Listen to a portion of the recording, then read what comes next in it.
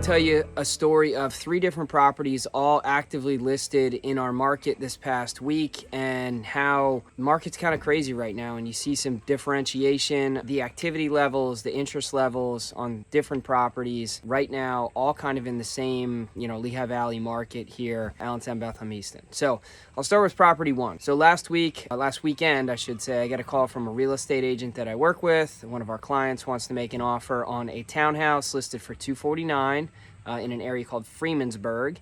Nice area, and the borrower's putting 10% down, great credit scores, very well qualified borrower, and they make an offer at $270, so $20,000 over the list price, and they offer to pay both sides of the transfer tax, which increases their closing cost by $2,700, decreases the seller's cost by $27. So they do not get the property. They get outbid basically because they do not offer an appraisal gap contingency. So they don't agree to pay $10,000 over whatever it appraises for. They don't get the house. So lots of interest. I think there was 5 different offers on that property. All right, case study property number 2. This is another one of my customers who is a veteran. Thank you for your service. And he is going to make an offer on a property that's been listed on the market for about 28 days, I believe. So 4 weeks, in an area called Walnutport, a little bit more out in the country, but still, an area that is not inner city, or it's still pretty desirable area. And he offers $250 initially with a VA loan, $10,000 seller assist. Seller counters back at $260, and the list price was $250. Seller counters back at $260, $10,000 seller assist, and they agree on that. So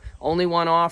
Still sold for essentially full list price to the seller because of the $260. Basically, push the purchase price up by $10,000, accommodate the $10,000 seller assist.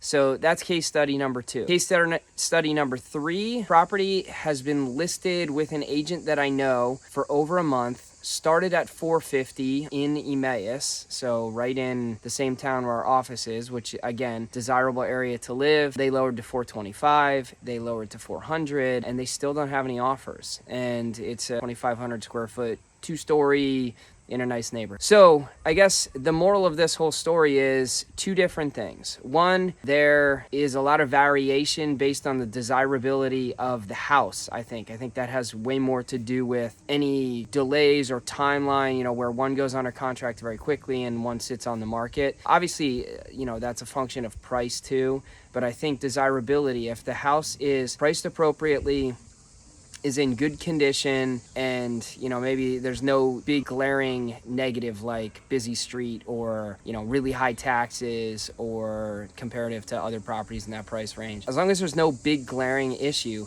those houses still are getting multiple offers. They're still selling very quickly. There are some that are sitting a little bit, and I think the point number 2 from all of this is there are some real opportunities for buyers who have been overlooked over the past 12 to 18 to 24 months.